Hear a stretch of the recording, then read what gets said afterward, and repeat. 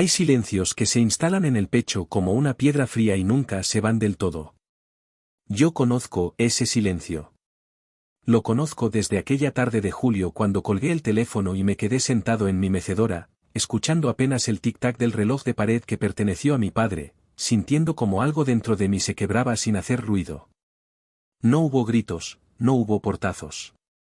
Solo el eco de una voz que debería haberme consolado en la vejez pero que, en cambio, me apartó de su vida con la misma naturalidad con la que se cierra una puerta que ya no conduce a ninguna parte. Durante semanas después de aquella llamada, me sorprendí esperando que sonara el teléfono de nuevo, que hubiera una disculpa, una explicación, algo que suavizara el golpe. Pero el teléfono permaneció mudo, y yo aprendí a vivir con ese silencio. Si esta historia te está tocando el corazón, suscríbete al canal para acompañarme hasta el final. Hay verdades que solo se revelan cuando decidimos enfrentarlas. Me llamo Miguel Andrés Herrera, tengo 72 años, y llevo 6 meses viviendo una vida que nunca imaginé para mí. No porque sea mejor ni peor que la que había planeado, sino porque es fundamentalmente distinta. Durante décadas construí mi existencia alrededor de ciertas certezas, que un padre trabaja para dejar algo a sus hijos, que la familia es el refugio último, que el esfuerzo de toda una vida encuentra su recompensa en los ojos de quienes vienen después. Esas certezas se derrumbaron una tarde de verano cuando mi único hijo, Carlos, pronunció unas palabras que cambiaron el rumbo de todo lo que yo creía saber sobre el amor, la obligación y el lugar que ocupamos en la vida de quienes más amamos. Vivo en un piso modesto del barrio de Tetuán, en Madrid, en un edificio de los años 60 que ha envejecido conmigo. Las escaleras crujen, las paredes conservan el empapelado original en algunos rincones, y desde mi ventana veo el mismo parque donde llevaba a Carlos cuando era niño. A veces, cuando no puedo dormir, me asomo y observo a otros abuelos empujando columpios, riendo con nietos que corren entre los árboles. Hay una punzada ahí, no voy a negarlo, pero he aprendido a convivir con ella del mismo modo que uno aprende a convivir con una rodilla que duele en invierno o con el recuerdo de alguien que ya no está. Trabajé durante 43 años como contable en una empresa de transportes. No fue una vida glamurosa ni particularmente emocionante, pero era una vida honrada. Cada día me levantaba a las 6 de la mañana, me preparaba un café cargado, cogía el metro en la estación de Estrecho y llegaba a la oficina antes que casi nadie.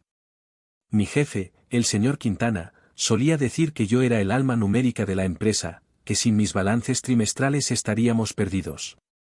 Cuando me jubilé hace 7 años, me regalaron un reloj de oro que guardo en un cajón y que apenas miro. Lo que realmente me llevé de aquellos años no fue el reconocimiento ni el reloj, sino la disciplina, el sentido del deber, la idea de que uno cumple con lo que promete, cueste lo que cueste. Me casé joven, a los 25 años, con Teresa Ruiz, una maestra de primaria que conocí en las fiestas de San Isidro. Teníamos poco dinero pero mucha ilusión. Ella era menuda, de risa fácil, con ese tipo de bondad que no necesita proclamarse porque se nota en cada gesto. Durante 17 años fuimos felices de esa manera callada que solo aprecian quienes han vivido el verdadero amor, desayunos sin prisa los domingos, paseos por el Retiro, discusiones tontas sobre si plantar geranios o petunias en la terraza. Carlos nació cuando yo tenía 28 años, y recuerdo que Teresa lloró de alegría cuando el médico nos lo puso en brazos por primera vez. Era un bebé grande, de casi 4 kilos, con los ojos oscuros de su madre, y según decían todos, mi misma mandíbula cuadrada.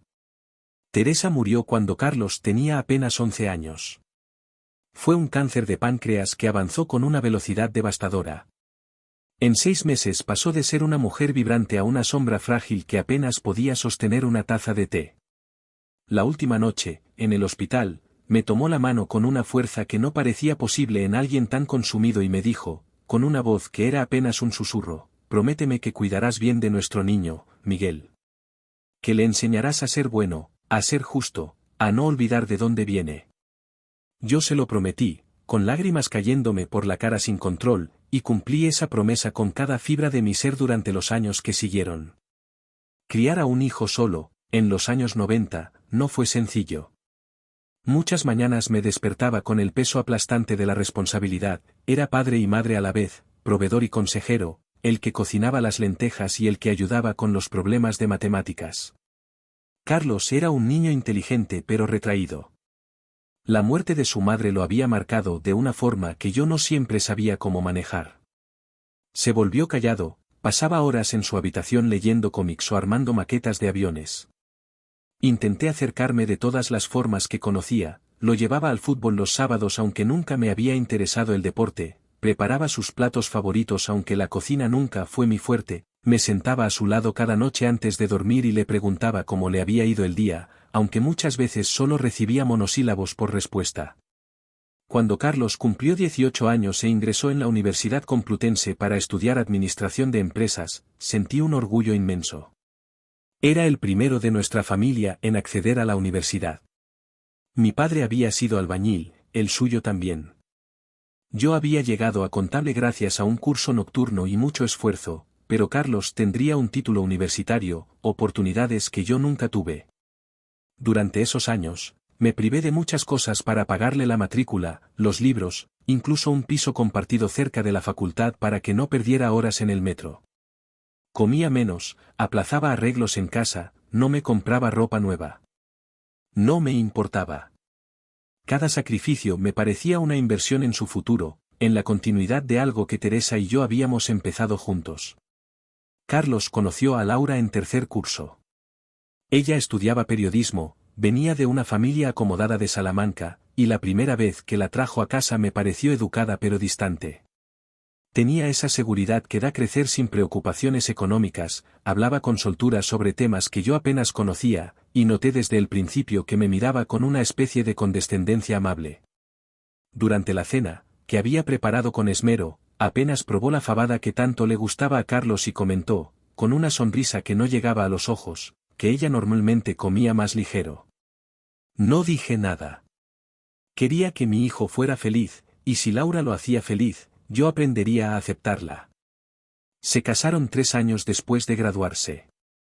La boda fue en Salamanca, en una finca preciosa que pertenecía a la familia de Laura. Yo me sentí fuera de lugar entre tanta elegancia. Los invitados hablaban de viñedos en la ribera del Duero, de viajes a Bali, de inversiones inmobiliarias. La familia de Laura fue correcta conmigo pero nunca cálida. El padre, un empresario textil, me dio la mano con firmeza y me preguntó a qué me dedicaba. Cuando le dije que era contable jubilado, asintió con cortesía pero sin interés real y enseguida desvió la conversación hacia otro tema. Durante el banquete me senté en una mesa con gente que no conocía, intenté participar en las conversaciones pero me sentía como un extraño en la celebración de mi propio hijo. Después de la boda, las visitas de Carlos se fueron espaciando. Al principio venía cada 2 semanas, luego una vez al mes, después solo en cumpleaños y navidades. Siempre tenía una razón, el trabajo era muy exigente, los niños estaban con actividades, Laura tenía una cena con sus padres. Yo entendía, o al menos intentaba entender. La vida es complicada, las familias jóvenes tienen sus propias prioridades. Pero había algo que me dolía en cada visita, la prisa. Carlos llegaba con los niños, Pablo y Sofía, permanecía una hora escasa, tomaba un café rápido y se iba. Los niños apenas me conocían. Pablo, el mayor, me llamaba el señor la primera vez que vino porque Carlos no le había explicado bien quién era yo. Tuve que corregirlo suavemente, soy tu abuelo, Pablo. El papá de tu papá. El niño me miró con ojos enormes, como si yo fuera una reliquia de un pasado que no le concernía. Intenté crear vínculos. Les compraba juguetes cuando venían, tenía siempre caramelos en un tarro de cristal, les contaba historias de cuando Carlos era pequeño. Pero notaba la diferencia con los otros abuelos. Los padres de Laura vivían en un chalet enorme con piscina y jardín. Los niños pasaban allí los veranos, celebraban las Navidades con regalos caros y fiestas elaboradas. Yo era el abuelo del piso pequeño, el de las historias viejas, el que regalaba cosas modestas envueltas en papel reciclado. No los culpaba. ¿Qué niño no preferiría una piscina a una mecedora? El terreno de Guadalajara que había heredado de mi padre era lo único de valor real que poseía, además del piso. Eran 2000 metros cuadrados en las afueras, con olivos viejos y una casita de piedra medio derruida. De joven había soñado con restaurarla, convertirla en un refugio para fines de semana, pero nunca tuve el dinero ni el tiempo. Durante años ese terreno permaneció ahí, una promesa incumplida, un recordatorio de sueños aplazados. Carlos lo sabía. Varias veces, en conversaciones casuales, había comentado que ese terreno tenía potencial, que en el futuro podría venderse bien, que sería una buena herencia. Yo asentía sin decir mucho, pero guardaba esas palabras en algún rincón de mi mente. Hace 7 meses recibí la llamada. Era un martes por la tarde, yo estaba regando las plantas de la terraza. La voz de Carlos sonaba tensa, casi molesta. Me dijo, sin muchos preámbulos, que habíamos hablado poco últimamente y que necesitaba aclararme algo importante. Sentí un vuelco en el estómago. Pensé que algo malo había pasado, que alguien estaba enfermo. Pero no. Lo que vino después fue peor que cualquier noticia médica. Carlos me explicó, con un tono que intentaba ser firme pero que sonaba ensayado, que él tenía su propia vida, su propia familia, sus propias responsabilidades. Que no podía estar pendiente de mí eternamente. Que cuando llegara mi vejez, cuando necesitara cuidados, él no iba a poder sacrificar su vida por mí. Las palabras exactas aún resuenan en mi cabeza: no cuentes conmigo para tu vejez, papá. Tengo mi propia vida y familia. No voy a sacrificarme por ti. Hubo un silencio. Esperaba, creo, que yo reaccionara, que suplicara, que discutiera, que le recordara todo lo que había hecho por él. Pero no dije nada. Literalmente nada. Me quedé ahí, de pie en la terraza, con la regadera en la mano, escuchando su respiración al otro lado de la línea. Después de unos segundos eternos, murmuré un «entiendo», apenas audible y colgué. Me senté en la mecedora que había sido de Teresa. Es de madera de cerezo, con cojines descoloridos que ella misma bordó. Me mecí despacio, mirando las macetas con geranios, sintiendo como el sol de la tarde se filtraba entre los edificios. No lloré. No grité. Solo me quedé ahí, meciéndome, dejando que las palabras de mi hijo se asentaran en algún lugar profundo de mi pecho. Había una claridad extraña en aquel momento, una lucidez dolorosa. Acababa de descubrir que todo lo que había construido, todo lo que había sacrificado, todo lo que había dado por sentado sobre el amor filial y la reciprocidad, era una ilusión. O peor aún, era una transacción que yo había malinterpretado desde el principio. Esa noche no cené. Me quedé sentado en el salón, con las luces apagadas, viendo cómo la ciudad se iluminaba más allá de mi ventana. Pensé en Teresa, en lo que habría dicho si hubiera estado ahí. Tal vez me habría consolado, tal vez habría defendido a Carlos, tal vez habría llorado conmigo. No lo sé. Lo que sí sé es que en algún momento de aquella noche oscura tomé una decisión que cambiaría todo. No iba a rogarle a mi hijo que me quisiera, no iba a convertirme en una carga que él sintiera obligación de soportar, no iba a mendigar migajas de afecto de alguien que ya había decidido que yo no merecía un lugar en su vida. Si Carlos no quería cuidar de mí en mi vejez, entonces yo tampoco le dejaría la responsabilidad de administrar mi muerte. A la mañana siguiente, después de una noche en vela, saqué de la gaveta del escritorio el testamento que había redactado años atrás. Era un documento sencillo, firmado ante notario, donde dejaba todo a Carlos: el piso, los ahorros de toda una vida, el terreno de Guadalajara. Leí cada línea con una calma extraña, como si estuviera leyendo la historia de otra persona. Luego cogí el teléfono y llamé al señor Rodríguez, mi abogado desde hace más de 20 años. Le pedí una cita urgente. Su secretaria intentó darme fecha para la semana siguiente, pero insistí, necesitaba verlo al día siguiente. Había algo en mi voz, supongo, que la hizo ceder. La oficina del señor Rodríguez está en un edificio antiguo cerca de la Gran Vía, uno de esos inmuebles señoriales que conservan la elegancia de otra época: techos altos con molduras, ascensor de hierro forjado, baldosas hidráulicas en el rellano. Lo conozco desde hace más de 2 décadas, desde que me ayudó a resolver unos trámites tras la muerte de Teresa.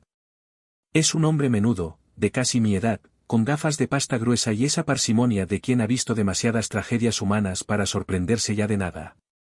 Cuando entré en su despacho aquella mañana, levantó la vista de unos papeles y me observó con atención. Me ofreció café, que rechacé, y esperó en silencio a que yo hablara. Le expliqué la situación sin dramatismos, con la misma voz neutra con la que habría descrito un balance contable. Le conté la llamada de Carlos, las palabras exactas, mi decisión de cambiar el testamento. El señor Rodríguez me escuchó sin interrumpir, juntando las yemas de los dedos como hace siempre cuando reflexiona.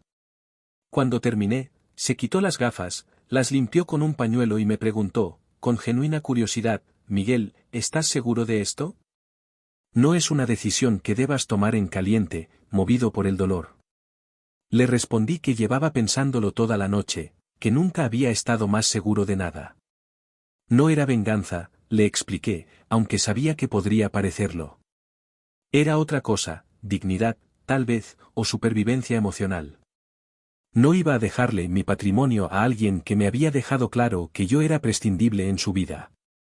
El señor Rodríguez asintió despacio y me habló entonces del albergue Santa Teresa, una residencia y centro de día para personas mayores en situación de abandono que gestiona la parroquia de San Antonio de la Florida. Él formaba parte de su patronato y conocía bien la labor que hacían. Me sugirió que lo visitara antes de tomar una decisión definitiva sobre el destino de mis bienes. Fui una tarde de agosto, cuando el calor aplastaba Madrid y las calles parecían vacías de vida. El albergue está en un edificio de ladrillo rojo cerca del río, rodeado de un jardín modesto con algunos bancos bajo los árboles. Me recibió la hermana Lucía, una monja dominica de unos 60 años, rostro sereno y manos trabajadas. Me mostró las instalaciones, un comedor amplio donde almorzaban ese día una veintena de personas mayores, habitaciones compartidas pero dignas, una sala común con televisión y mesas de juegos, una capilla pequeña que olía a incienso y madera vieja. Lo que más me impactó no fue la infraestructura, sino las personas. Había hombres y mujeres de todas las edades y procedencias, unidos por un denominador común devastador, todos habían sido abandonados. Algunos por hijos que se fueron al extranjero y nunca volvieron, otros por familias que simplemente decidieron que cuidarlos era demasiado trabajo, muchos por circunstancias económicas que los dejaron sin hogar ni red de apoyo. La hermana Lucía me los fue presentando con una ternura que me conmovió. Estaba don Antonio, antiguo profesor de latín de 85 años, cuya única hija vivía en Buenos Aires y no contestaba sus cartas. Estaba doña Elena, que había trabajado 30 años como cocinera en un restaurante y cuyo hijo la acusó de demente para quedarse con su piso. Estaba Ramón, un exmecánico que se quedó en la calle después de que su familia lo echara por beber, aunque llevaba sobrio 5 años. Esa tarde me quedé a tomar café con algunos de ellos. Don Antonio me ganó 2 partidas de ajedrez y me contó, sin amargura aparente, cómo su hija había dejado de llamarlo después de que él le negara dinero para un negocio que consideró arriesgado. Doña Elena me enseñó fotos antiguas de su nieto, un niño que ahora tendría 20 años y al que no veía desde que tenía 7. Ramón me habló de su arrepentimiento por los años perdidos en el alcohol, pero también de su rabia contenida hacia una familia que lo había juzgado sin misericordia y nunca le dio una segunda oportunidad. Escuché sus historias con un nudo en la garganta, viendo reflejada en ellas mi propia vulnerabilidad, mi propio futuro posible. Cuando me despedí esa tarde, la hermana Lucía me acompañó hasta la puerta. Me puso una mano en el brazo y me dijo algo que no he olvidado: Miguel, muchas personas vienen aquí pensando que van a hacer caridad, pero se van habiendo recibido mucho más de lo que dieron. Este lugar nos enseña que la familia no siempre es la que nace de la sangre, sino la que se construye desde el respeto y la elección mutua. Sus palabras resonaron en mí durante todo el camino de vuelta a casa. A la semana siguiente volví a la oficina del señor Rodríguez con mi decisión tomada. Firmé un nuevo testamento en el que dejaba el piso, los ahorros y el terreno de Guadalajara al albergue Santa Teresa. El señor Rodríguez preparó los documentos con meticulosidad, me explicó cada cláusula, se aseguró de que entendía las implicaciones legales y emocionales de lo que estaba haciendo. Cuando estampé mi firma en la última página, sentí algo inesperado, no el peso de una decisión dolorosa, sino una extraña sensación de liberación, como si me hubiera quitado de encima una carga que llevaba arrastrando sin darme cuenta. Durante los meses que siguieron, no le conté a nadie sobre el testamento. Ni a mi hermana Carmen, que vive en Valencia y con quien hablo cada domingo por teléfono. Ni a Paco, mi vecino del cuarto, con quien bajo a tomar cañas los viernes. Ni siquiera a Carlos, aunque tampoco hablábamos ya. Después de aquella llamada en julio, el silencio entre nosotros se volvió absoluto. Él no llamó, yo no llamé. No hubo cumpleaños, no hubo Navidad, no hubo excusas ni explicaciones. Simplemente dejamos de existir el uno para el otro, como dos extraños que alguna vez compartieron un apellido. Pero algo curioso empezó a suceder en mi vida, por primera vez en décadas, comencé a vivirla para mí mismo. Empecé a ir al albergue 2 veces por semana, no solo como benefactor futuro sino como voluntario activo. Ayudaba en la cocina, organizaba partidas de dominó, acompañaba a don Antonio en sus paseos por el Parque del Oeste.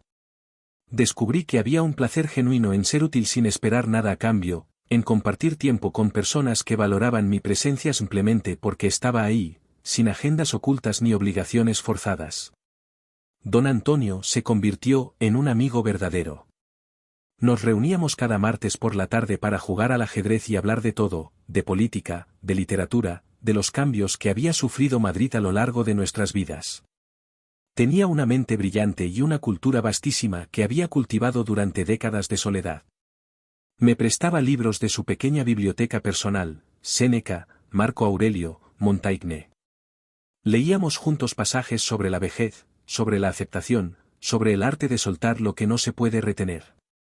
Una tarde, después de ganarme por 5ª vez consecutiva, me miró por encima del tablero y me dijo algo que me caló hondo: Miguel, lo peor de envejecer no es el cuerpo que falla, sino descubrir que la gente a la que amaste te considera una carga. Pero hay una libertad extraña en esa revelación, cuando dejas de esperar, empiezas a vivir de verdad. Doña Elena me enseñó a cocinar recetas antiguas que había aprendido de su abuela en un pueblo de Cuenca.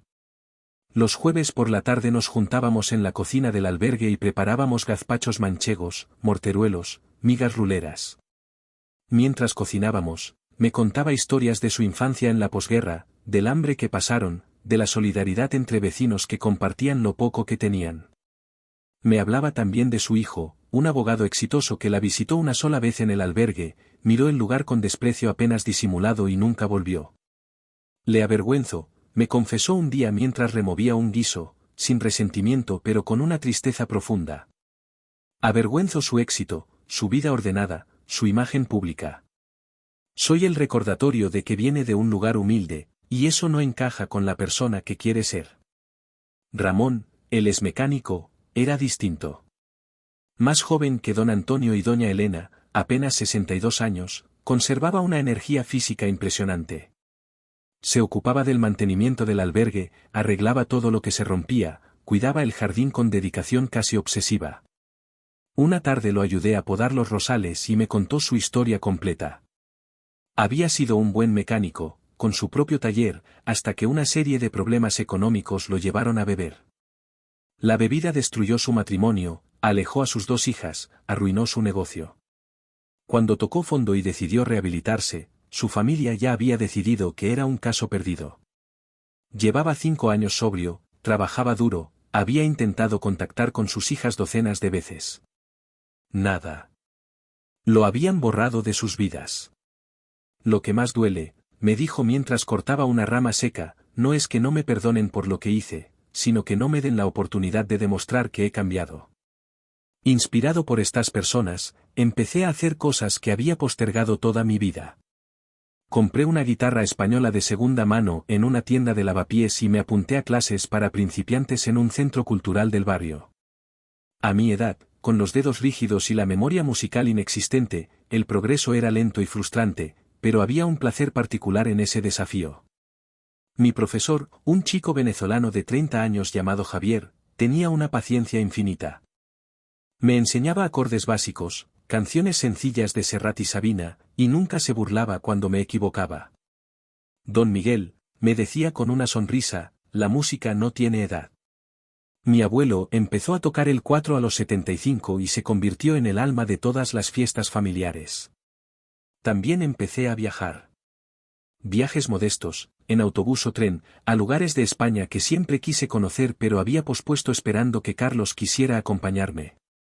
Fui a Galicia en septiembre, recorrí Santiago de Compostela bajo la lluvia fina, probé pulpo en Pontevedra, me quedé hipnotizado frente al mar en Finisterre. Viajaba solo, comía solo, caminaba solo, y descubrí que la soledad no siempre es triste. A veces es simplemente paz, espacio para pensar, libertad para moverte a tu propio ritmo sin tener que consultar ni negociar con nadie. En octubre fui a Sevilla. Pasé una semana caminando por el barrio de Santa Cruz, visitando la catedral y el Alcázar, sentándome en terrazas a leer mientras tomaba café con hielo. Una tarde, en un tablao flamenco de Triana, vi actuar a un cantaor de mi edad que interpretaba martinetes con una voz rota por el tiempo pero llena de verdad. Sus manos temblaban ligeramente sobre las rodillas mientras cantaba, pero la emoción que transmitía era pura y devastadora. Cuando terminó, el público estalló en aplausos. Lo vi secarse discretamente una lágrima y pensé, este hombre ha vivido, ha sufrido, ha perdido cosas, y ahora está aquí compartiendo esa vida con desconocidos que lo aplauden. Había dignidad en eso, belleza en esa vulnerabilidad compartida. Comencé también a escribir. Compré un cuaderno de tapas duras en una papelería antigua de la calle Atocha y empecé a anotar memorias, reflexiones, historias de mi vida que nunca había contado a nadie.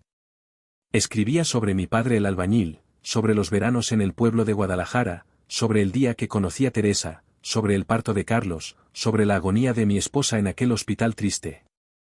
Escribía sin orden ni pretensión literaria, simplemente dejando que las palabras fluyeran. Descubrí que había un consuelo extraño en poner en papel aquello que durante años había guardado en silencio. Era como vaciar un cajón lleno de objetos viejos y descubrir que algunos todavía brillan. Los sábados por la mañana empecé a asistir a una tertulia literaria en la biblioteca municipal. Éramos un grupo de 8 o 10 personas, la mayoría jubilados como yo, que nos reuníamos para comentar libros. Leíamos de todo, clásicos españoles, novela contemporánea, ensayos, poesía.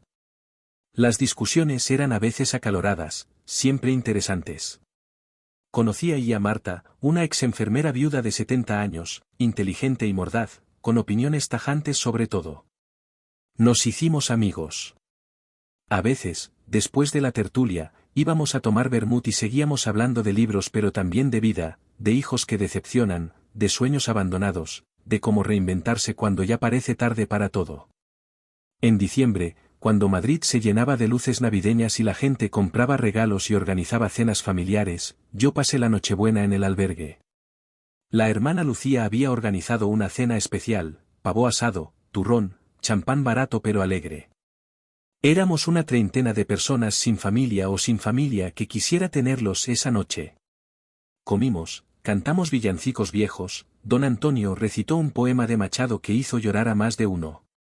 A medianoche, cuando sonaron las campanadas en la televisión, nos abrazamos todos con una emoción que no era fingida. Miré alrededor y vi rostros marcados por el abandono pero también por la resiliencia, por la capacidad humana de encontrar calor incluso en las circunstancias más frías. Esa noche, de vuelta en mi piso, no sentí la tristeza que había anticipado. Sí, habría preferido tener a Carlos y a mis nietos ahí, reír con ellos, regalarles algo, escuchar sus voces. Pero no los tenía, y había aprendido a aceptar esa ausencia sin dejarme destruir por ella. Me preparé un té, me senté en la mecedora con una manta sobre las piernas y repasé mentalmente los últimos meses. Había descubierto amistades genuinas, había aprendido cosas nuevas, había viajado, había escrito, había tocado la guitarra malamente pero con entusiasmo, había ayudado a otros, me había sentido útil y valorado. No era la vida que había planeado, pero era una buena vida. Tal vez incluso mejor que la vida que habría tenido esperando migajas de afecto de un hijo que ya no me quería cerca. Enero llegó con lluvias persistentes que convertían Madrid en un paisaje gris y melancólico. Yo seguía mi rutina, albergue, tertulia, clases de guitarra, paseos por el Retiro cuando no llovía. Una tarde, mientras tocaba torpemente un acorde de re menor en mi salón, sonó el teléfono. Era Carmen, mi hermana. Me llamaba, como cada domingo, para charlar. Le conté sobre las clases de guitarra, sobre el libro que estaba leyendo, sobre una exposición de Sorolla que había visto en el museo. Ella me habló de sus nietos, de sus problemas con la humedad en el piso, de una vecina insoportable. Al final de la conversación, casi de pasada, me preguntó, ¿y Carlos? ¿Habéis arreglado lo vuestro? Le respondí con honestidad, no, Carmen. Y no creo que lo arreglemos. Él tomó su decisión, yo tomé la mía. Así están las cosas. Carmen insistió, como hacía siempre que sacábamos el tema. Me dijo que Carlos era mi único hijo, que la vida es corta, que debería intentar tender puentes. Le expliqué, con más paciencia de la que sentía, que yo no había cerrado ninguna puerta, que simplemente había dejado de esperar en el umbral de una puerta que Carlos había cerrado primero. Le conté sobre el testamento, sobre el albergue, sobre mi nueva vida. Hubo un silencio largo al otro lado de la línea. Luego Carmen suspiró y dijo algo sorprendente, Miguel, siempre he admirado tu nobleza, pero a veces la nobleza se parece demasiado a la resignación. Si estás en paz con tu decisión, entonces está bien. Pero no confundas la paz con el entumecimiento. Sus palabras me hicieron reflexionar durante días. ¿Estaba en paz o simplemente entumecido? ¿Había aceptado la situación con madurez o me había rendido prematuramente? No llegué a ninguna conclusión definitiva, pero sí me di cuenta de algo, fuera lo que fuera que sentía, era auténtico. No estaba fingiendo estar bien, no estaba reprimiendo un dolor insoportable. Realmente había encontrado una forma de vivir sin la presencia de Carlos, una forma que incluía gratitud por lo que tenía en lugar de amargura por lo que había perdido. Los primeros días de febrero trajeron un frío seco y cielos despejados. Una mañana, mientras desayunaba tostadas con aceite y leía el periódico, escuché el timbre de la puerta. Miré el reloj, eran las 8 de la mañana. ¿Quién podría ser a esa hora? Dejé el café en la mesa, me puse la bata sobre el pijama y fui a abrir. Cuando miré por la mirilla, sentí un vuelco en el estómago. Era Carlos. Estaba en el rellano de la escalera, solo, con una bolsa de papel en la mano que reconocí inmediatamente, de la pastelería francesa Cara de Serrano, la que vende esos croissants que a mí me gustan y que cuestan una fortuna. Llevaba un abrigo gris oscuro que no le había visto nunca, probablemente nuevo y caro, y tenía ojeras marcadas bajo los ojos. Se había dejado crecer una barba incipiente que le hacía parecer mayor. Durante unos segundos me quedé paralizado detrás de la puerta, mirándolo a través de la mirilla, sintiéndome como un espía en mi propia casa. Mi primer impulso fue no abrir, fingir que no estaba, evitar la confrontación que intuía inevitable. Pero algo en su postura, en la forma en que miraba la puerta con una mezcla de nerviosismo y determinación, me hizo girar la llave. Cuando abrí, nuestros ojos se encontraron y vi algo en los suyos que no sabía identificar, culpa, necesidad, incomodidad. Esbozó una sonrisa que no le llegaba a los ojos y levantó la bolsa de papel como si fuera una bandera blanca. Papá, dijo con una voz que intentaba sonar casual pero que temblaba ligeramente, he traído el desayuno. ¿Puedo pasar? No respondí inmediatamente. Lo miré en silencio, consciente de que este momento, esta elección de dejarlo entrar o cerrarle la puerta, era importante de una forma que todavía no comprendía del todo. Finalmente me hice a un lado y le indiqué con un gesto que pasara.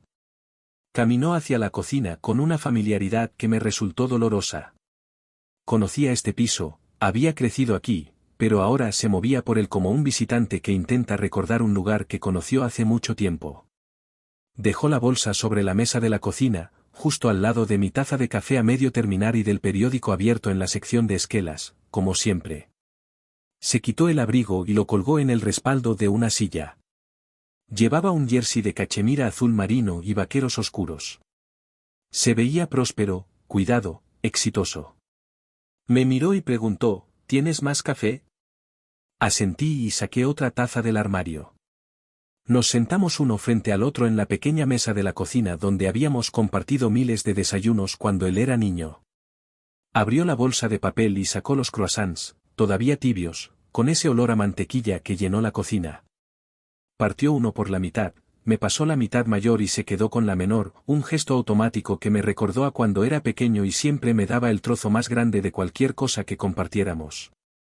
Comimos en silencio durante unos minutos, un silencio pesado e incómodo que ninguno de los dos parecía saber cómo romper. Finalmente, Carlos se limpió las manos en una servilleta y empezó a hablar. Primero fueron trivialidades, que el tráfico estaba imposible últimamente, que su trabajo en la consultora era cada vez más estresante, que Pablo había sacado buenas notas en el colegio, que Sofía había empezado clases de ballet. Yo lo escuchaba sin interrumpir, asintiendo de vez en cuando, esperando a que llegara al verdadero motivo de su visita. Podía ver la tensión en sus hombros, la forma en que desviaba la mirada cada vez que nuestros ojos se encontraban, el nerviosismo con el que deshacía migajas de croissant sobre la mesa. Después de unos 20 minutos de esta conversación superficial, hizo una pausa larga. Respiró hondo, como alguien que se prepara para sumergirse en agua fría, y dijo con voz más baja: «Papá, sobre lo que te dije hace unos meses, lo de tu vejez». Estaba muy estresado en ese momento, no quería decir eso exactamente.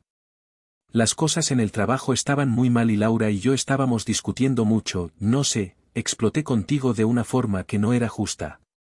Hizo una pausa, esperando alguna reacción mía. Yo me mantuve callado, mirándolo fijamente, esperando a que continuara. Carlos se removió incómodo en la silla. Quiero que sepas que he estado pensando mucho en ello, en nosotros, en la relación que tenemos. Laura me dijo que debería pasar más tiempo contigo, que los niños deberían conocer mejor a su abuelo. Y tiene razón. Así que aquí estoy, queriendo, no sé, reconectar, supongo. Sus palabras sonaban ensayadas, como un discurso preparado de antemano.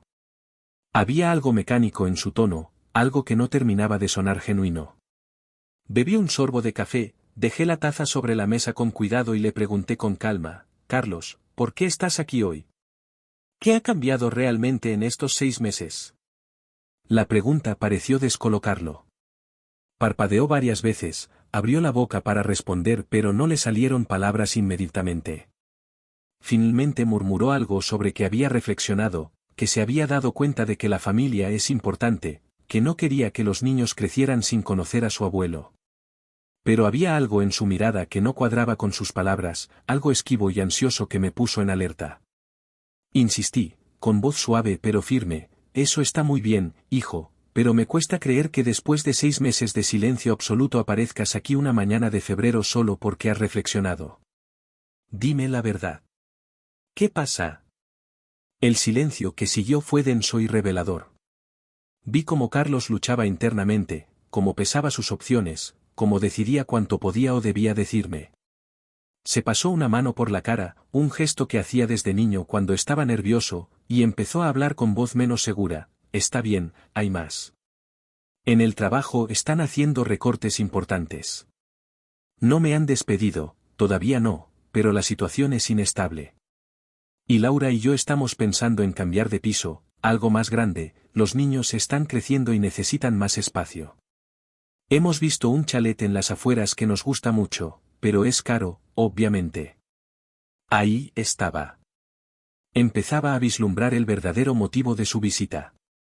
Dejé que continuara. Carlos respiró hondo y añadió, intentando sonar casual: «El caso es que estábamos pensando en opciones de financiación. Bueno, Laura sugirió que podríamos vender el terreno de Guadalajara.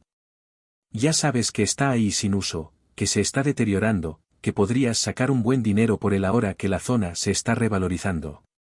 Podríamos invertir parte de ese dinero en el chalet, y obviamente una parte sería para ti, para lo que necesites». Me recosté en la silla, mirándolo fijamente. Todo encajaba ahora: la visita sorpresa, los croissants caros, el discurso preparado sobre reconectar y familia. No era arrepentimiento genuino. No era saudade ni deseo real de enmendar nuestra relación.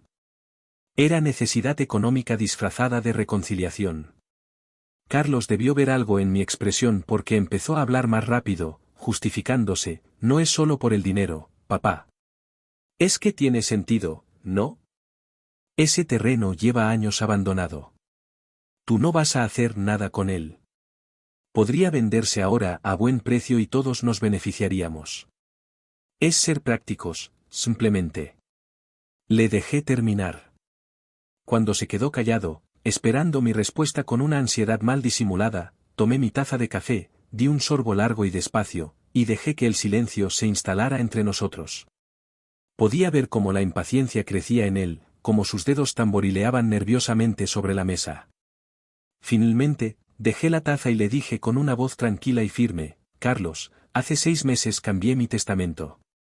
Todo lo que tengo, el piso, los ahorros, el terreno de Guadalajara, va a ir al albergue Santa Teresa cuando yo muera. Ya no es tu herencia. Ya no tienes que preocuparte por administrar nada mío. La transformación en su rostro fue instantánea y brutal. Primero palideció como si le hubiera dado una bofetada. Luego el color le subió a las mejillas de golpe, tiñéndolas de un rojo intenso. Abrió la boca pero no le salió ningún sonido. Se puso de pie bruscamente, haciendo rechinar la silla contra las baldosas. Me miró con una mezcla de incredulidad, shock y algo que parecía pánico puro. ¿Qué? Finalmente consiguió articular, con una voz estrangulada. ¿Qué has dicho? Repetí, con la misma calma: he cambiado el testamento. Todo va para el albergue Santa Teresa, una residencia para personas mayores abandonadas. Ya no heredarás nada de mí. Carlos se quedó de pie, respirando agitadamente, procesando la información. Vi cómo su mente trabajaba a toda velocidad, cómo intentaba encontrar sentido a lo que acababa de escuchar.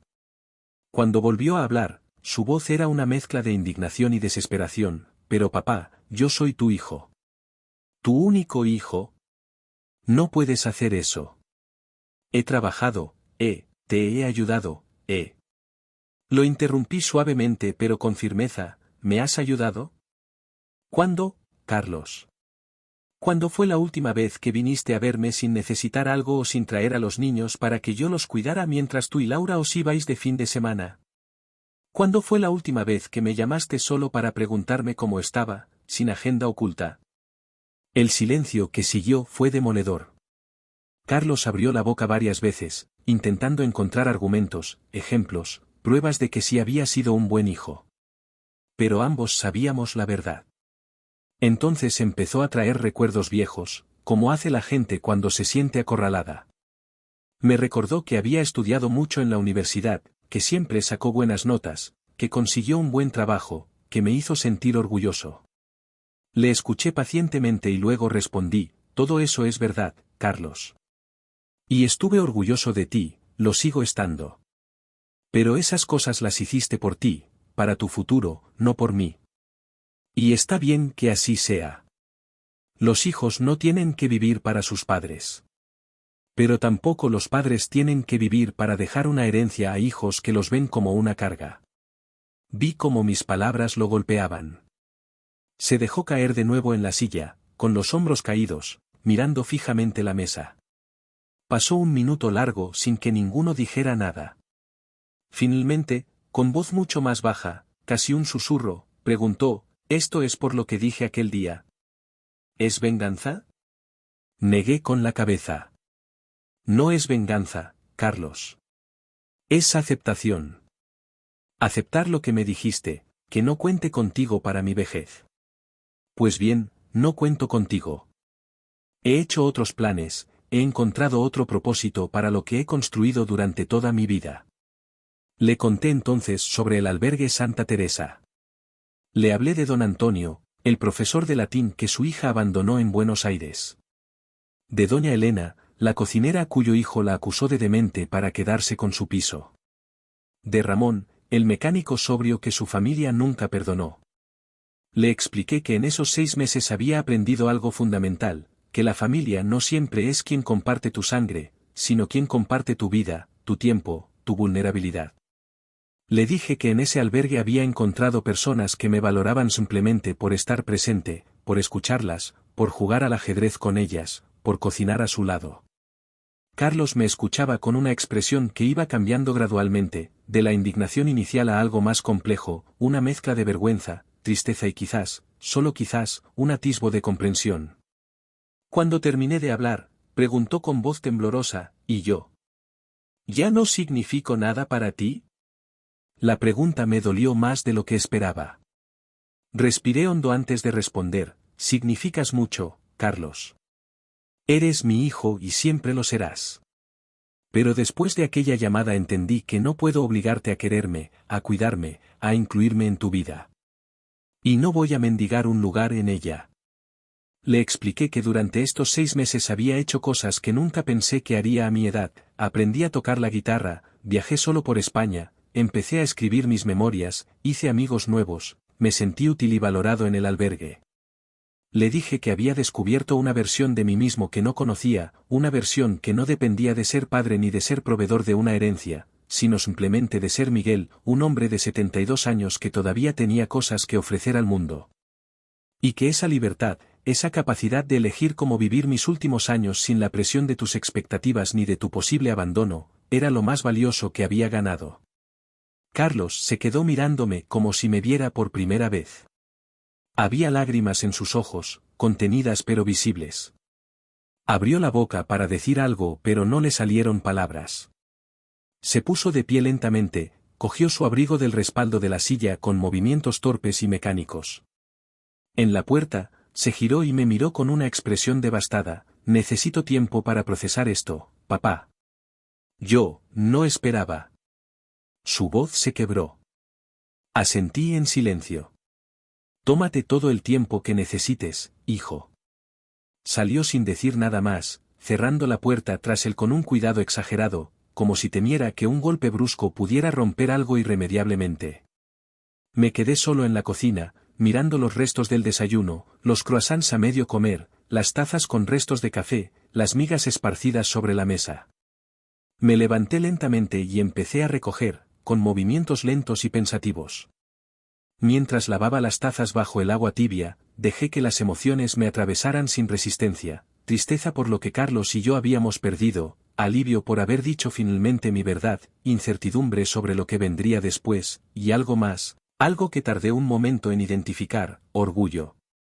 Estaba orgulloso de mí mismo por haber sostenido mi decisión, por no haber cedido ante la manipulación emocional, por haber defendido mi dignidad. Los días que siguieron a la visita de Carlos fueron extraños, marcados por una calma tensa, como el aire justo antes de una tormenta que no termina de desatarse. No volví a saber de él. El teléfono no sonó, no recibí mensajes, no apareció en mi puerta. Era como si nuestra conversación hubiera abierto un abismo tan profundo entre nosotros que ninguno sabía cómo empezar a cruzarlo. Yo seguí con mi rutina, el albergue los martes y jueves, la tertulia literaria los sábados, las clases de guitarra los miércoles por la tarde. Pero había algo diferente en mí, una paz más honda que antes, nacida tal vez de haber dicho en voz alta verdades que había guardado demasiado tiempo. Una tarde, mientras compartía un té con doña Elena en la cocina del albergue, le conté lo sucedido. Ella me escuchó en silencio, con esa atención profunda que solo tienen las personas que han sufrido lo suficiente para entender el dolor ajeno sin necesidad de explicaciones. Cuando terminé, asintió despacio y me dijo algo que resonó en mí durante días: Miguel, lo que has hecho no es crueldad, es honestidad. Y la honestidad, aunque duela, es el único camino real hacia cualquier tipo de reconciliación verdadera. Si tu hijo vuelve ahora, volverá por las razones correctas, no por el dinero que espera heredar. Don Antonio, con quien jugaba al ajedrez esa misma tarde, fue más directo. Después de capturar mi alfil con su caballo, me miró por encima de sus gafas de lectura y sentenció: has puesto un espejo delante de tu hijo. Ahora depende de él qué hace con lo que ve reflejado. Algunos huyen del espejo, otros finalmente se reconocen en él. No puedes controlar su reacción, solo puedes seguir viviendo tu vida con integridad. Movió su torre y añadió, casi como si hablara para sí mismo: mi hija huyó del espejo. Espero que tu hijo sea más valiente. Ramón, a quien encontré podando los rosales del jardín un jueves soleado, tuvo una perspectiva diferente. Cuando le expliqué la situación, dejó las tijeras de podar, se sentó en un banco y me contó algo que nunca me había dicho: había intentado contactar con sus hijas docenas de veces en los últimos 5 años. Cartas que quedaban sin respuesta, llamadas que iban directamente al buzón de voz, mensajes que nunca recibían contestación. Al principio me desesperaba, confesó mirando las rosas recién podadas. Luego me enfadé. Después me deprimí. Pero finalmente entendí algo: no puedo obligarlas a perdonarme, no puedo forzarlas a darme una segunda oportunidad. Lo único que puedo hacer es ser la mejor versión de mí mismo cada día, vivir de una forma que me haga estar orgulloso de quien soy ahora, y dejar la puerta abierta por si algún día ellas deciden cruzarla. Mientras tanto, sigo adelante. Sus palabras me ayudaron a poner en perspectiva mi situación. Yo había dejado la puerta abierta, solo que había quitado la obligación de la herencia de la ecuación. Si Carlos volvía ahora, sería porque realmente quería tener una relación conmigo, no porque me viera como un banco que algún día pagaría dividendos. Esa claridad era liberadora, aunque también dolorosa. Porque significaba aceptar que tal vez nunca volviera, que tal vez la herencia era el único vínculo real que nos quedaba y que sin ella ya no había nada que nos uniera. Una noche, mientras tocaba la guitarra en mi salón, intentando dominar una canción de Sabina que Javier me había enseñado, sonó el teléfono. El corazón me dio un vuelco. Miré la pantalla, era Carmen, mi hermana. Atendí con una mezcla de alivio y decepción. Carmen había hablado con Carlos. Él la había llamado unos días después de nuestra conversación, buscando supongo un aliado, alguien que pudiera convencerme de cambiar de opinión. Mi hermana había escuchado su versión de los hechos y luego me había llamado a mí para escuchar la mía. Ahora me explicaba, con su habitual franqueza, lo que pensaba. Miguel, me dijo con esa voz firme que tiene cuando está segura de algo, creo que has hecho lo correcto. Carlos necesitaba ese golpe de realidad. Ha vivido demasiado tiempo dando por sentado que estarías ahí, con tu casa, tu dinero, tu terreno, esperando a que él decidiera reclamarlo. No es sano, ni para ti ni para él. Si realmente te quiere, encontrará la forma de demostrártelo sin el incentivo de la herencia. Y si no lo hace, entonces es mejor saberlo ahora que seguir alimentando una ilusión. Hizo una pausa y añadió, más suavemente, sé que duele, hermano. Pero estoy orgullosa de ti. Las semanas pasaron. Febrero dio paso a marzo, y con marzo llegó una primavera tímida que llenó los parques de Madrid de flores de almendro y jacarandá. Yo seguía viviendo mi vida nueva, esa vida que había construido sin Carlos en el centro de ella. Pero no voy a mentir, había momentos de debilidad, momentos en los que miraba fotos viejas de cuando él era niño y sentía un dolor físico en el pecho. Momentos en los que veía a otros abuelos con sus nietos en el parque y la envidia me corroía. Momentos en los que me preguntaba si no habría sido demasiado duro, si no debería haberle dado otra oportunidad, si el orgullo no me estaba privando de una relación que, aunque imperfecta, era mejor que la ausencia total. En esos momentos de duda, volvía al albergue. Allí encontraba mi respuesta en los rostros de don Antonio, doña Elena, Ramón y tantos otros. Personas que habían sido abandonadas por familias que los veían como cargas, como recordatorios incómodos de responsabilidades que no querían asumir. Personas que habían sobrevivido a ese abandono encontrando dignidad en otros lugares, en otras relaciones, en la simple capacidad de seguir siendo útiles y valiosos a pesar del rechazo. Si ellos podían hacerlo, yo también. Una tarde de finales de marzo, la hermana Lucía me pidió que la acompañara a su despacho. Tenía algo que mostrarme. Sobre su escritorio había planos arquitectónicos, presupuestos, fotografías.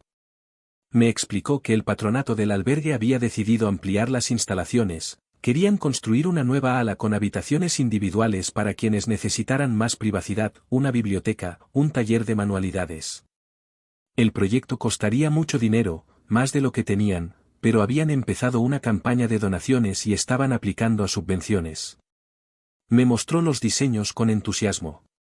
La nueva biblioteca tendría grandes ventanales con vistas al jardín, estanterías de madera de suelo a techo, mesas de lectura donde la gente pudiera pasar horas tranquilas con un libro. El taller tendría todo lo necesario para pintura, cerámica, carpintería básica, dando a los residentes la oportunidad de crear, de mantener sus mentes y manos activas. Las habitaciones individuales serían pequeñas pero dignas, con baño propio y espacio para que cada persona pudiera personalizar su espacio con fotos, recuerdos, objetos queridos. Mientras la hermana Lucía hablaba, sentí una emoción creciente. Esta era la visión a la que contribuiría mi herencia. No un chalet más grande en las afueras para una familia que no me valoraba, sino un espacio de dignidad para personas que la vida había tratado con dureza. Habitaciones donde gente abandonada pudiera tener privacidad y respeto. Una biblioteca donde don Antonio podría pasar sus últimos años rodeado de los libros que tanto amaba. Un taller donde doña Elena podría enseñar cerámica a otros, compartiendo las habilidades que había cultivado durante décadas. La idea me llenó de una satisfacción profunda, casi espiritual. Hermana Lucía, le dije cuando terminó su presentación, cuando llegue el momento, cuando yo ya no esté, mi herencia contribuirá a este proyecto. Quiero que lo sepa. Quiero que sepa por qué lo estoy haciendo. Ella me tomó las manos con sus manos ásperas de tanto trabajo y me miró con ojos húmedos. Miguel, ya lo sabemos. Y no solo por la herencia futura, sino por lo que aportas ahora, cada semana, con tu presencia, tu tiempo, tu compañía. Eso es igual o más valioso que cualquier dinero. Abril llegó con lluvias intermitentes y tardes largas de luz dorada. Yo había empezado un nuevo proyecto. Estaba escribiendo un libro de recetas tradicionales con doña Elena, combinando sus conocimientos culinarios con mis habilidades organizativas de antiguo contable. Pasábamos horas en la cocina del albergue preparando platos que ella recordaba de su infancia, yo anotaba ingredientes, cantidades, tiempos de cocción, mientras ella narraba las historias detrás de cada receta. Era un trabajo lento pero satisfactorio, una forma de preservar no solo la comida sino la memoria cultural que cada plato llevaba consigo. Una tarde, mientras preparábamos un gazpacho manchego, doña Elena me preguntó si había vuelto a saber algo de Carlos. Le dije que no, que habían pasado casi 2 meses desde su visita y que el silencio continuaba.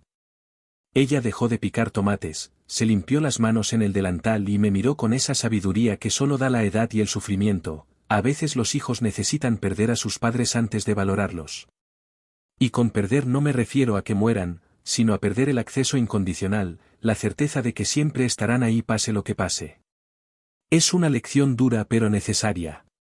Una mañana de principios de mayo, mientras tomaba café en una terraza cerca de mi casa y leía el periódico, vi una figura familiar caminando por la acera del otro lado de la calle.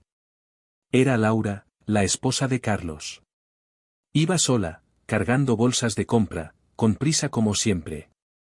Dudé un momento y luego la llamé. Ella se giró, me vio, y durante un segundo pareció considerar la posibilidad de fingir que no me había oído. Pero finalmente cruzó la calle y se acercó a mi mesa. La conversación fue incómoda desde el principio. Laura se sentó en el borde de la silla, como alguien que planea marcharse en cualquier momento. Rechazó mi ofrecimiento de un café. Intercambiamos algunas frases de cortesía sobre el clima, los niños, banalidades. Pero yo podía ver que quería decirme algo y no sabía cómo empezar.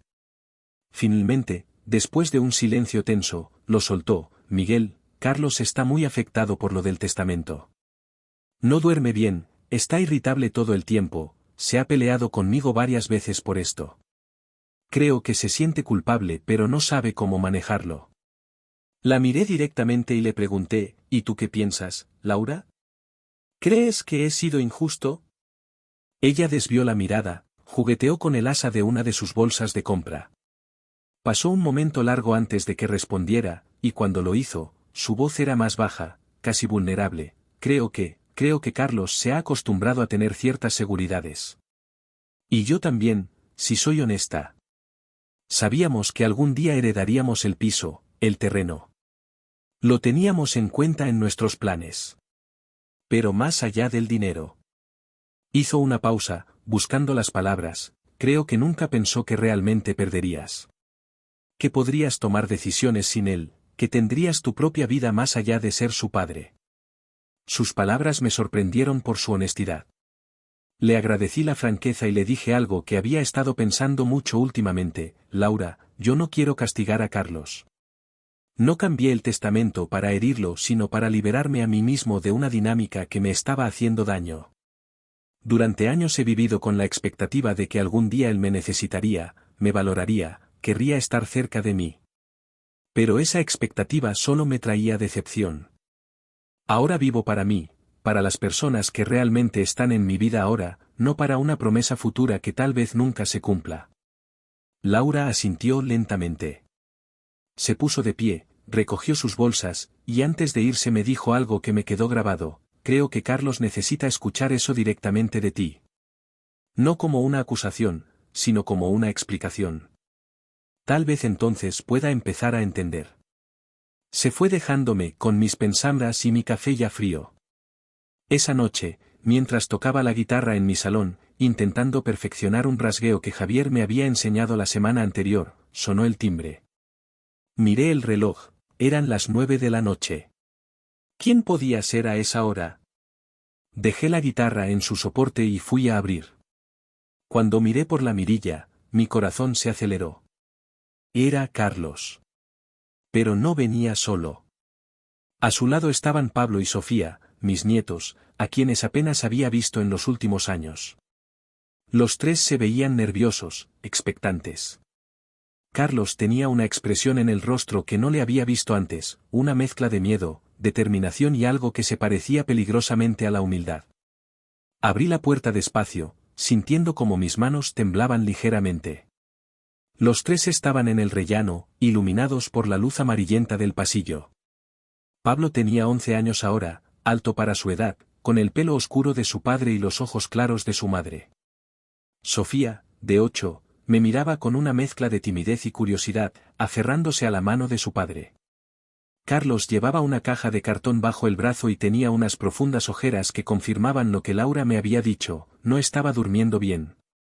«Papá», dijo con voz ronca, «¿podemos pasar? Hay algo que necesito decirte, y quería que los niños estuvieran presentes». Me hice a un lado y los dejé entrar. Los niños miraban alrededor con ojos grandes, reconociendo vagamente un lugar que habían visitado pocas veces. Sofía se detuvo frente a una foto enmarcada en la pared del salón, yo, joven, con Teresa en brazos y Carlos bebé entre nosotros. Preguntó con voz suave, ¿esa es la abuela? Asentí. Sí, cariño. Era tu abuela Teresa. Murió cuando tu papá era un niño.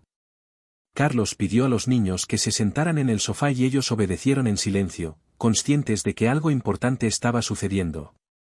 Él se quedó de pie, nervioso, con la caja todavía bajo el brazo.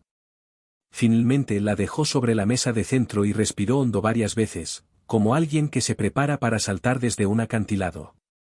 Cuando empezó a hablar, su voz temblaba, «Papá, estos 2 meses han sido los más difíciles de mi vida. No porque hayas cambiado el testamento, sino porque me obligaste a mirarme en un espejo y no me gustó lo que vi». Los niños lo miraban con atención, sin entender completamente pero sintiendo la gravedad del momento. Carlos se pasó una mano por la cara y continuó, «Tienes razón en todo lo que dijiste. Vine aquí en febrero buscando dinero, no buscándote a ti. Y lo peor es que yo mismo no me daba cuenta. Me había convencido de que quería reconectar, pero en realidad solo quería que firmara unos papeles, que vendieras el terreno, que me facilitaras la vida. Es una verdad horrible de admitir, pero es la verdad». Se sentó en el borde de la butaca, con las manos juntas entre las rodillas, mirando al suelo. Después de aquella conversación, estuve furioso. Furioso contigo por cambiar el testamento, furioso conmigo por haberme puesto en esa situación, furioso con el mundo en general. Laura y yo discutimos mucho. Ella me decía que tenías razón, y yo me defendía argumentando que un padre tiene responsabilidades con sus hijos, que no podías simplemente desheredarme. Pero en el fondo sabía que estaba equivocado. Levantó la vista y me miró directamente a los ojos. Una noche, hace unas 3 semanas, no podía dormir. Bajé al salón y encontré una caja vieja con fotos de cuando yo era niño. Empecé a mirarlas y fue como volver a una vida que había olvidado. Tú llevándome al colegio de la mano. Tú enseñándome a montar en bicicleta en el Retiro. Tú en mi graduación, con los ojos brillantes de orgullo. Tú cuidándome cuando tuve aquella neumonía terrible a los 9 años, sentado junto a mi cama toda la noche. Y me di cuenta de algo terrible, durante años te he tratado como si fueras un banco, un seguro de vida, un plan de pensiones. Pero nunca como lo que realmente eres, mi padre. Los niños miraban a su padre con una atención silenciosa. Sofía tenía lágrimas en los ojos sin entender completamente por qué. Pablo había tomado la mano de su hermana. Carlos respiró temblorosamente y siguió, llamé a la tía Carmen y hablamos durante 2 horas. Ella me contó cosas que nunca me habías dicho, cuánto trabajabas para pagarme la universidad, las cosas a las que renunciabas para que yo tuviera lo que necesitaba, las noches que pasaste en vela cuando mamá murió, intentando ser padre y madre a la vez. Me contó sobre el albergue, sobre tus amigos allí, sobre tu nueva vida. Y me sentí avergonzado. Profundamente avergonzado. Se levantó y cogió la caja de cartón que había traído.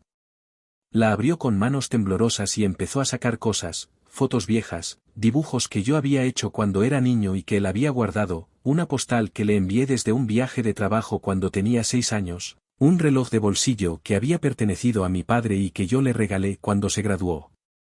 He guardado todo esto durante años, dijo con voz quebrada. Pero nunca me había parado a pensar en lo que significaban. Significan que siempre estuviste ahí. Siempre. Y yo respondí a eso distanciándome, dándote por sentado, tratándote como un recurso en lugar de como una persona. Las lágrimas corrían ahora libremente por sus mejillas. Pablo se levantó del sofá y fue hacia su padre, colocando una mano tímida en su brazo. Carlos lo abrazó con fuerza y continuó hablando por encima de la cabeza de su hijo: no he venido aquí a pedirte que cambies el testamento de nuevo. No es eso. He venido a decirte que lo siento. Lo siento profundamente. Siento haberte dicho que no contaras conmigo para tu vejez. Siento haber venido en febrero buscando dinero. Siento los años de ausencia, las visitas apresuradas, las llamadas solo cuando necesitaba algo. Siento no haberte valorado cuando tenía tiempo de hacerlo. Me acerqué despacio y me senté en el sofá junto a Sofía, que inmediatamente se pegó a mi lado. La rodeé con un brazo y esperé a que Carlos terminara.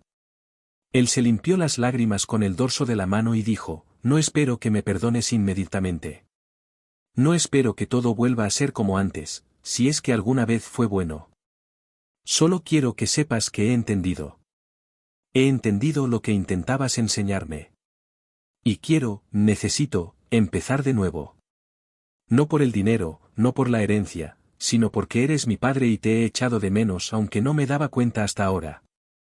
El silencio que siguió fue denso pero diferente al de aquella mañana de febrero. No era un silencio hostil sino expectante, un silencio lleno de posibilidad.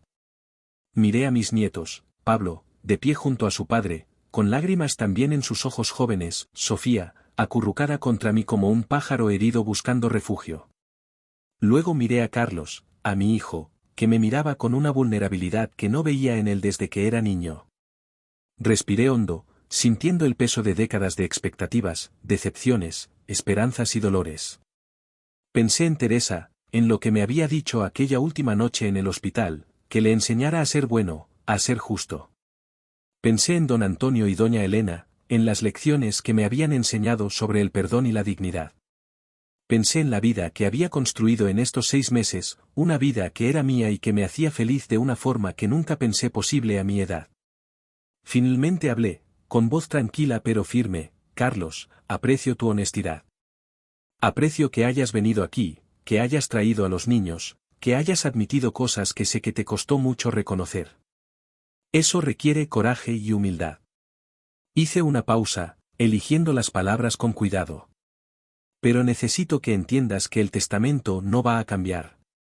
No porque quiera castigarte ni porque no valore tu arrepentimiento. Sino porque he descubierto algo importante estos meses, que mi valor como persona no depende de lo que deje cuando muera, sino de cómo vivo ahora. Y he elegido vivir contribuyendo a un lugar que da dignidad a personas que la sociedad ha olvidado. Vi cómo Carlos asimilaba mis palabras. Asintió lentamente, con más lágrimas cayendo por su rostro. Lo entiendo, murmuró. Y lo acepto. No he venido a cambiar eso. He venido porque quiero que me des la oportunidad de ser el hijo que debería haber sido. No por el dinero, sino por nosotros. Me levanté despacio, sintiendo como mis rodillas protestaban, y caminé hacia él. Lo miré a los ojos durante un largo momento, buscando señales de mentira, de manipulación, de dobles intenciones. Lo que vi fue dolor genuino, arrepentimiento real, un deseo sincero de cambiar. Está bien, dije finalmente, colocando una mano en su hombro. Podemos intentarlo. Pero tiene que ser diferente esta vez, Carlos. Nada de visitas apresuradas. Nada de llamadas solo cuando necesites algo. Si vamos a reconstruir esto, tiene que ser real. Tiene que ser honesto. Y tiene que incluir a estos niños, no como excusa para visitarme sino como parte de una relación genuina entre abuelo y nietos. Carlos asintió vigorosamente. Sí. Sí, lo prometo. Todo será diferente. Las semanas que siguieron pusieron a prueba esa promesa. Carlos empezó a venir los domingos por la mañana con los niños. Al principio las visitas eran incómodas, forzadas, llenas de silencios que ninguno sabía cómo llenar. Pero gradualmente, muy lentamente, empezamos a encontrar un ritmo. Les enseñé a Pablo y Sofía a jugar al ajedrez, igual que don Antonio me había enseñado a mí en el albergue. Cocinábamos juntos las recetas que doña Elena me había enseñado. Les leía cuentos que había leído a Carlos cuando era niño. Carlos participaba en todo esto, no como observador impaciente esperando poder irse sino como parte activa de los momentos que compartíamos. Un domingo de junio, Carlos me propuso algo inesperado: ¿podía llevar a los niños al albergue Santa Teresa? Quería conocer el lugar al que iría mi herencia, quería entender por qué era tan importante para mí. Accedí con cautela, no seguro de cómo se desarrollaría la visita. Fuimos los 4 una tarde soleada. La hermana Lucía nos recibió con su calidez habitual. Les mostró las instalaciones, les presentó a algunos residentes.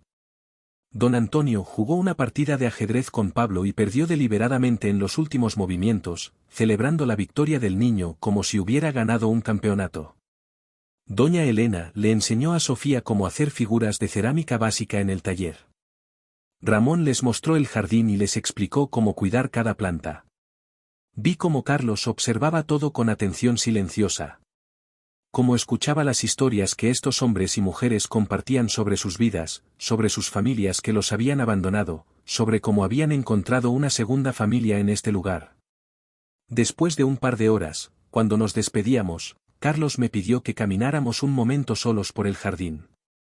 Los niños se quedaron con la hermana Lucía preparando merienda. Ahora lo entiendo, me dijo mientras caminábamos entre los rosales que Ramón cuidaba con tanto esmero. Entiendo por qué elegiste este lugar. Estas personas tienen tanto que dar todavía, tanta sabiduría, tanta humanidad. Y nadie las quiere porque las ven como cargas. Como yo te veía a ti. Se detuvo y me miró con ojos húmedos. Papá, durante años tuve miedo de que envejecieras. Miedo de que enfermaras, de que necesitaras cuidados, de que tuvieras que venir a vivir con nosotros y trastornara nuestra vida perfectamente ordenada. Y ese miedo me hizo alejarme de ti preventivamente, como si manteniendo la distancia pudiera evitar enfrentar esa responsabilidad futura. Pero ahora veo que el verdadero problema no eras tú ni tu vejez. Era mi egoísmo, mi falta de empatía, mi incapacidad de ver más allá de mi propio confort. Le dejé hablar, escuchándolo con atención. Cuando terminó, le conté algo que nunca le había dicho, que después de su llamada en julio, cuando me dijo que no contara con él para mi vejez, pasé semanas sintiéndome completamente solo en el mundo, aterrorizado ante la idea de envejecer sin nadie que me cuidara, de morir solo en este piso sin que nadie lo notara durante días. Pero que ese miedo me había empujado a buscar alternativas, a construir una red de apoyo basada en la reciprocidad y el respeto mutuo en lugar de en la obligación familiar. Y que en ese proceso había descubierto que hay muchas formas de familia, muchas formas de amor, muchas formas de importar en la vida de otros. Carlos me abrazó entonces, por primera vez en años, un abrazo largo y apretado que decía más que cualquier palabra. Cuando nos separamos, ambos teníamos lágrimas en los ojos pero también sonrisas temblorosas. ¿Sabes qué, papá?, dijo limpiándose los ojos. Creo que este lugar va a beneficiarse enormemente de tu herencia. Y yo voy a contribuir también. No puedo ofrecerte lo que tú vas a dejar, pero puedo hacer voluntariado aquí, puedo traer a los niños a ayudar, puedo ser parte de esto de una forma que no tenga nada que ver con dinero sino con tiempo y compromiso real. Los meses siguientes fueron de reconstrucción lenta pero genuina. Carlos cumplió su promesa. Empezó a venir al albergue 2 veces al mes con los niños. Pablo ayudaba a don Antonio a organizar la biblioteca, creando un sistema de catalogación digital. Sofía se convirtió en la pequeña asistente de doña Elena en el taller de cerámica. Carlos, usando sus habilidades de administración, ayudó al patronato a organizar mejor sus finanzas y a solicitar subvenciones para el proyecto de ampliación. Laura incluso vino algunas veces, inicialmente con recelo pero gradualmente relajándose y encontrando su propio lugar allí, organizando talleres de escritura para los residentes.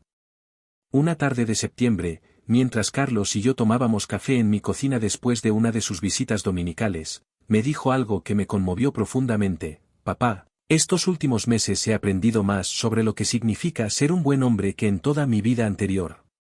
Viendo cómo tratas a la gente del albergue, cómo das tu tiempo sin esperar nada a cambio, cómo has construido una vida con significado a los 72 años, eso es lo que quiero enseñar a mis hijos. No que trabajen duro para heredar dinero, sino que vivan con integridad, con generosidad, con humildad. Esa es la verdadera herencia que me estás dejando ahora. No cambié el testamento. El albergue Santa Teresa sigue siendo el beneficiario de todo lo que poseo. Pero algo fundamental cambió en mi relación con Carlos. Ya no es una relación basada en expectativas incumplidas ni en obligaciones resentidas. Es una relación que hemos elegido construir conscientemente, basada en tiempo compartido, en conversaciones honestas, en respeto mutuo. Los niños conocen ahora a su abuelo de verdad, no como una figura lejana que ven en Navidad sino como alguien presente en sus vidas. Hace 2 semanas, Pablo me preguntó durante una de nuestras partidas de ajedrez: abuelo, ¿es verdad que vas a dejar todo tu dinero al albergue? Le respondí con honestidad: sí, es verdad. Esperé su reacción, preparado para decepción o confusión. Pero él simplemente movió su alfil y dijo con naturalidad: me parece bien. Don Antonio y doña Elena lo necesitan más que nosotros. Y además, papá dice que la mejor herencia no es el dinero sino los valores. Me quedé mirándolo, este niño de 11 años que entendía algo que su padre había tardado 40 años en comprender, y sentí una esperanza profunda en el futuro. Ahora, mientras escribo esto sentado en mi mecedora en una tarde de otoño, con la ciudad de Madrid extendiéndose más allá de mi ventana, pienso en todo el camino recorrido desde aquella terrible llamada de julio. He perdido cosas en este viaje: la ilusión de una familia perfecta, la certeza de un legado tradicional, la comodidad de las expectativas nunca cuestionadas. Pero he ganado mucho más: dignidad, autenticidad, relaciones genuinas, propósito, la capacidad de elegir activamente cómo quiero vivir mis últimos años en lugar de simplemente esperar a que la vida me suceda. No sé cuánto tiempo me queda.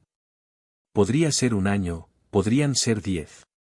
Pero sé que cuando llegue mi final, no moriré solo ni olvidado. Estaré rodeado de personas que me eligieron y a quienes yo elegí: don Antonio con quien comparto reflexiones filosóficas, doña Elena que me enseñó a cocinar con el corazón, Ramón que me mostró que nunca es tarde para cambiar, la hermana Lucía cuya bondad ilumina todo lo que toca. Y también estaré con Carlos, pero un Carlos diferente, un hijo que finalmente aprendió a verme no como un banco sino como un padre, no como una obligación sino como una elección.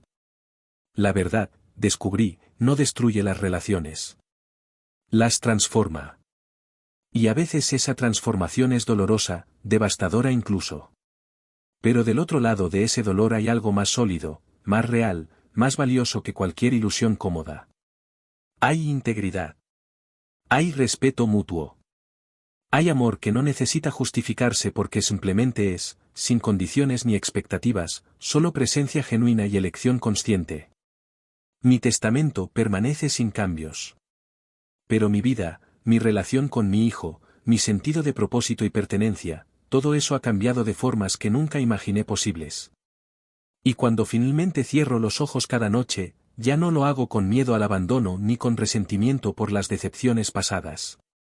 Lo hago con gratitud por esta segunda oportunidad de vivir con autenticidad, con humildad por las lecciones aprendidas, y con esperanza de que mi historia, de alguna forma, inspire a otros a elegir la dignidad sobre la obligación, la verdad sobre la comodidad, el amor genuino sobre las expectativas heredadas. Esta es mi herencia verdadera, no el dinero que dejaré al albergue Santa Teresa, aunque eso ayudará a muchas personas que lo necesitan. Mi herencia real es la lección que espero haber enseñado a mi hijo y a mis nietos, que el valor de una vida no se mide en lo que acumulas sino en cómo lo compartes, no en lo que dejas cuando mueres sino en cómo vives mientras respiras, no en las obligaciones que cumples sino en las relaciones que eliges construir con honestidad, presencia y amor incondicional. Y esa herencia, a diferencia del dinero o las propiedades, nunca podrá ser tasada, dividida, disputada ni agotada. Vivirá en cada decisión que Carlos tome basada en integridad en lugar de conveniencia. En cada momento en que mis nietos elijan la empatía sobre el egoísmo. En cada vida que el albergue Santa Teresa toque gracias a los recursos que algún día recibirá. En cada historia que don Antonio, doña Elena y Ramón compartan con otros sobre el anciano que los valoró cuando sus propias familias no lo hicieron. Esa es la verdadera inmortalidad, no en monumentos de piedra sino en vidas transformadas, en lecciones aprendidas, en amor que se multiplica en lugar de dividirse.